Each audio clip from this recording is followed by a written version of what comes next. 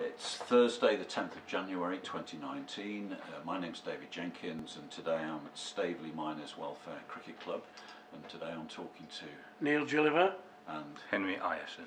Thank you very much indeed for your time. I wanted to come on now to talk about some of the players who've played for the club here, and just really trotting out the one that I'm aware of, and some of these photos that we can see here indicated that Chris Adams started his cricket career here. He did. His dad was the contact there, because I was a football coach for the FA, and John Adams, that's Chris's dad, was the regional development officer for the North East, based in Sheffield, and he came to live in Whitwell, and John liked playing cricket, and I got involved with him over many years doing FA coaching courses. When I heard he'd come to live round here, I just said to him, would you like a club to play cricket at? And he said, yeah. He said, this Whitwell and Cresswell. I said, well, why don't you come down to Staveley? You know one or two of the people who live in Staveley, like Jack Detchen, who was another regional coach. So I said, okay. So he came down, John came down to play. And then when his lads started to go, that was David Adams and Chris Adams, they both came and played down here with the dad. And they started at a very young age. I mean, Chris, in actual fact, when we used to have a single wicket competition, and he actually won it down here amongst all the older men when he was 11. He managed to win the single wicket competition at that age.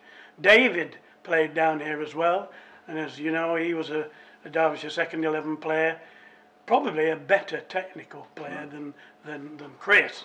But Chris went on, of course, to play for Derbyshire and England, and he's always kept in touch with us, and I'm told if you go on Facebook he still talks to people about Staveley Welfare Cricket Club. So as a progression, did Chris go straight from being a junior cricketer here to Derbyshire County Cricket? Yes, he played for the juniors and then for the second team.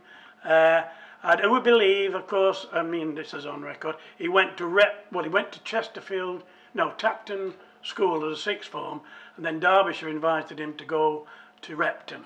And he went to Repton, so basically left Staveley and stopped playing for us when he was about 16 or so, and went with Derbyshire. I mean, David, who sadly died just a couple of years ago, he played for us for a long, long time, but then he went and played professional cricket in Yorkshire, in the Bradford League and places like that. And he came back to live in Chesterfield and played. And you've had other cricketers who've gone on and played for the county? Yeah. We've had, well, Alan Morris, who played for Derbyshire, played for us as a youngster, then of course played for Derbyshire. I mean, we see him regularly because he's now coach up at Cockney Cricket Club and has been there for quite a number of years. He was born at Poolsbrook, which is just a little village near to the colliery here. He played down here for quite a number of years, and that's where we got the connection with Melbourne, because he used to go over in the summer coaching in Australia, and he got involved with Melbourne, one of the Melbourne cricket teams, and then ran summer schools, and then used to say to some of their players, would you like to come and play in England? And then Alan introduced them to us, and so for a number of years we had Australian cricketers playing here in the summer. The other kind of cricketer, of course, that we had was Michael May. I mean, he and his family have been down here donkey's years. There were four lads made. There was Michael, who was the oldest one. He played for Derbyshire, and his brothers, twins, David and John, and Michael was the older of the four. They all played cricket down here. Michael played for Derbyshire. He then went and played cricket at Stainsby, I think, occasionally as a professional, probably Langley Mill. Then he went and emigrated to Australia, to Melbourne, where the original, he used to go and play there in the summer. So, and another of them, other players from Staveley have emigrated to Australia, and lo and behold, it's in Melbourne they live, like John Douglas and Peter Douglas. We've had cricketers, professional cricketers, play down here. Derek Randall played for us a couple of years. Devon Malcolm did. Yeah. So both of those, after they'd finished their county cricket? No, they were still playing county cricket, but they came occasionally on the Saturdays when they hadn't got a county match, you know. Devon Malcolm played for us about half a dozen times, I think, yeah. He's mentioned in Chris Adams's testimonial yearbook, because it was Chris that asked him one day, he said, are you doing anything this weekend, Devon? And he said no. So he went and played at Blyderth, and we got a very strong side because Chris was playing, Chris Adams, David Adams, and Devon Malcolm were playing at Blyderth. And on that day, Blyderth scored the record score for the Bassett Law League of 300 and odd for 3. And I think Devon got 1 wicket, but he did get 50 with the bat. But the following week he came here and we played against Worksop, and he took, I think, 7 for none, something like that, you know, completely destroyed Worksop. We've had cricketers play here who've played for England, but not playing for Staveley, but representing Derbyshire, particularly at the academy level. And Henry, you were involved in seeing 1 or 2 people who went on to play for England. Yes. Mike Latherton and Johnny Bairstow, people like that. Also the lad who played for Yorkshire for quite some time, Barney Gibson, he played down here. And of course the lads such as Harvey Hussain, who are now with Derbyshire, they all played for the academy down here.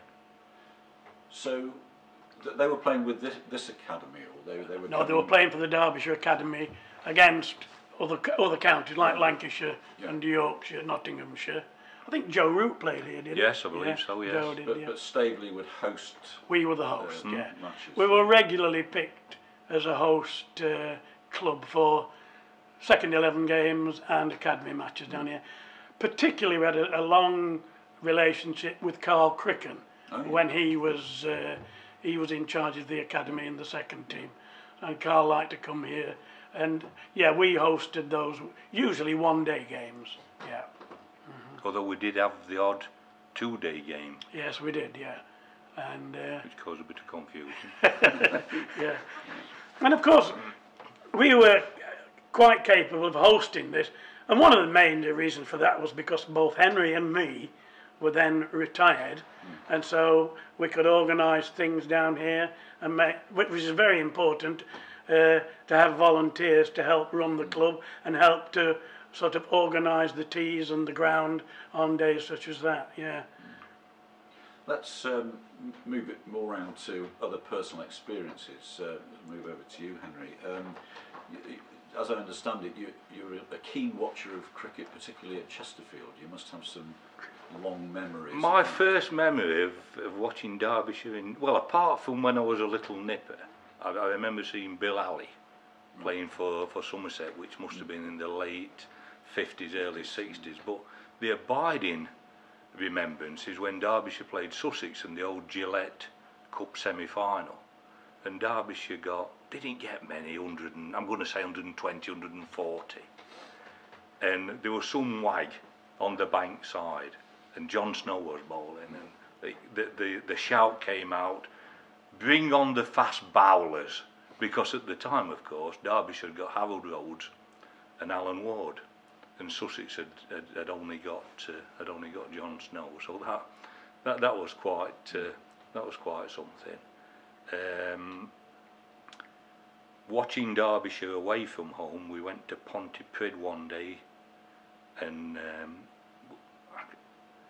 it absolutely hammered it down after. I think Derbyshire batted first. I'm not quite sure now, but we gave it up, and we drove up the motorway, virtually floated up the motorway. It was absolutely hammering it down. And Got home at night, put the television or whatever, and they'd started again. And Vivian Richards was playing for Glamorgan that day, and it was in a park. I think it was Pontypridd. So that was another one. And then a few years ago, we went to Scarborough, and that was the match that Mark Footit was taken off for bowling a beamer, and they took him off. And we'd parked in the park and ride. So, park your car, get on the bus, take you to the ground, smash in.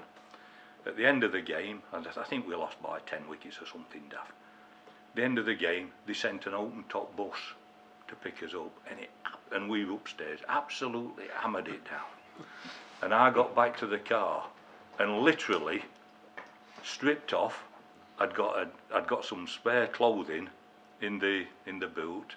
My partner, she had to strip off, and she travelled home in a car blanket, and I'd got just a pair of joggers and a t-shirt on.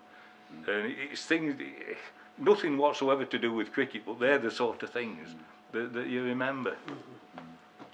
Going back to the cricket at, say, at Queen's Park, I remember as a little lad getting into the ground at Queen's Park, and like most other kids, we used to try and get in through and not pay. But my fond memories of terrific games in Chesterfield was Tom Graveney getting 200 in a day, Collie Smith batting for the West Indies, hitting the clock on the pavilion one afternoon. And then, of course, other cricketers.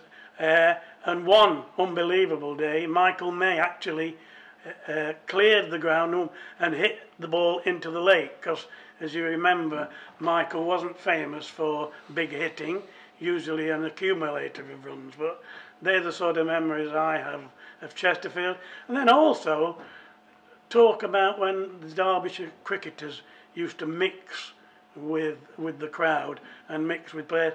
They always used to meet after the game in the Portland Hotel, and the opposition, because they used to stay there. So if you wanted to meet the players after the game, it was almost an open invitation to go into the Portland Hotel. And I remember going in one day. I wasn't old enough to drink, but I went in to get autographs, and that was the sort of thing that happened in Chesterfield at Queen's Park, a very sort of friendly, homely place to see county cricket.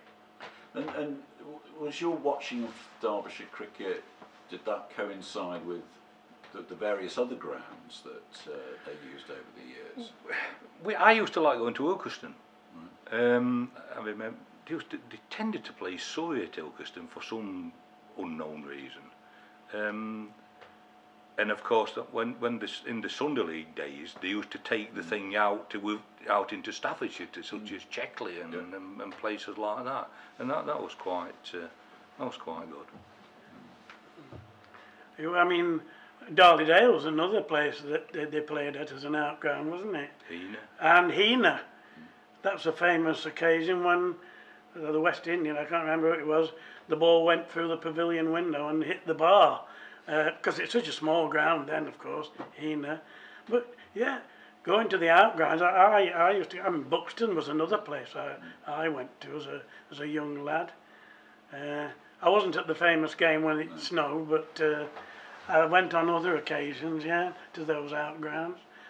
I mean, there's, round here, Derbyshire have played a lot of second 11 games at various club grounds, you know, like Bolsover, which is no longer a sort of a cricket ground used by Bolsover. I mean, it's now used by Glatwell and who else? I thought Eckington used it at one stage. Kilmarsh has used it as well. That was a smashing little ground, but small, but nice to play on, yeah. Well, thank you very much for those memories. Let's just try and round it off by, what are your thoughts about the future for Staveley cricket locally, and how you see it? Yeah, well, I'm involved with the Derbyshire County Cricket League as an officer there, and we look at cricket. I mean, cricket in Derbyshire at the moment is very well organised for the clubs. There's a lot of junior cricket played, a lot of quick cricket played. But we are concerned, and here in Staveley, we're very concerned about the drop-off of players between the age of sort of 13 to 16. And I'm more at the County League are trying to address that by playing shorter games, 40 overs, reduce it even further if necessary at the lower end of the league, because they realise that youngsters having to travel 40, 50 miles cuts into their social time on Saturdays. But yes, we as a cricket club in Staveley are concerned about that drop-off in youngsters. Despite all the work we try and do to get them to come and play at an early age. Your thoughts? We've seen quite a demise from Staveley of, I don't know, 10 odd years ago, playing in the upper echelons, the Premier Division, Division 1, to then having to, I think twice, we had to ditch the first team and start again down in 10. We've had 2 promotions, which is marvellous, and hopefully the club can build on this and resurrect the second team, and it's all then going forward. But it's not only at Staveley. It happens at a lot of clubs, and it's the way of the world, unfortunately. Well, let's hope it all prospers and continues. And thank you very much for the invitation today. I've thoroughly enjoyed talking to you both. Thank you. Thank you. Thank you.